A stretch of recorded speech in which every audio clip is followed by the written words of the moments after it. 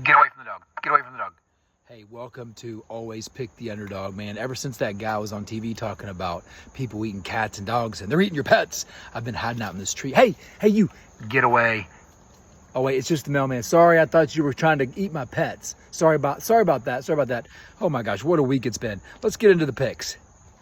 All right, I had to move. What kind of dog owner lets their dog eat a bunch of leaves, right? Can't do that. All right, we're going to talk about 6 games today. There are 3 top 5 teams on the road. So we're going to talk about that. We're going to talk about Indiana. We're going to talk about LSU and South Carolina. And we're going to talk about an underdog pick of the week. Let's start with LSU, South Carolina. That's a noon game. LSU heads out there to Columbia to take on South Carolina. This is a prove-it game. Brian Kelly needs to win this game to keep the LSU fans off his back or more off his back. Shane Beamer needs to win this game to keep the South Carolina fans believing that he's the guy that's going to take them where they want to go. I think LSU is going to win that game because they got more talent. They got more to prove. They got an angrier fan base. If you're a player, you're more scared of the Tigers than you are of the Turkeys. Is that what they are? Turkeys? I don't know about that. All right, let's go to the West Coast. We're going to talk about 2 games. 2 games. Indiana, my Hoosiers at UCLA. Indiana's 2-0. They scored 77 points last week, a school record. Haven't scored that many since 1901. They're going to roll into UCLA. They don't really have a crowd there. And Indiana's going to beat them and start 3-0 for the first time in a long time, or at least since I can remember. All right, the game of the week for underdog pick, right? Underdog pick.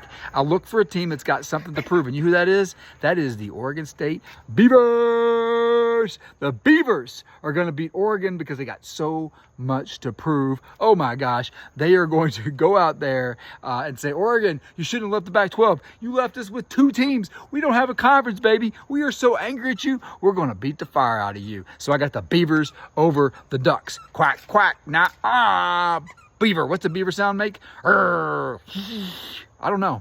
I really don't.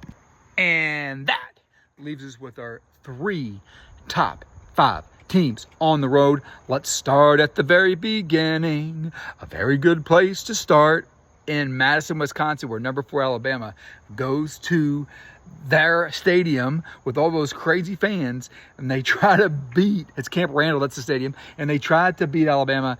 No chance. Wisconsin does not have that kind of roster. Alabama will win by 14 to 17 points. No chance for the Badgers. No chance. Ole Miss at Wake Forest. That kicks off about 6:30 down in Wake Forest land, Winston-Salem. That should be an interesting game. Wake Forest is kind of sneaky upset good, but Ole Miss has way too much firepower, I think. I don't think that Wake Forest has enough talent or enough really maybe fan care about that. The one thing I'd watch in that game is if Ole Miss sleepwalks through it, it could get interesting enough to watch where it could be an upset. I just don't see it. The last top 5 team on the road is number 1 Georgia at Kentucky. Everybody that I've seen is like, oh, Georgia's going to beat Kentucky. I hope so, but Kentucky has typically played Georgia pretty well. Stoops typically has a really good defensive line, a really good offensive line. I don't think Kentucky's very talented on offense, even though they have Vandergriff, who was a 5-star quarterback that transferred from Georgia. I think Kentucky's okay on defense. They have Dumas Johnson, who was a linebacker at Georgia, was a starter, and he left because he was worried he wasn't getting enough playing time. They do have that Georgia insight. I guarantee you those 2 guys want to come out there and win. I just don't think 2 players is enough with all Georgia's got. As long as Georgia doesn't sleepwalk in that game, they're going to win. All right, we got 6 games. I think I'm going 6-0. Tune in on Sunday morning from my laundry room studios, and we'll see how we did. Have a great Saturday. Woo! Oh, and watch your pets, please. Take care of them.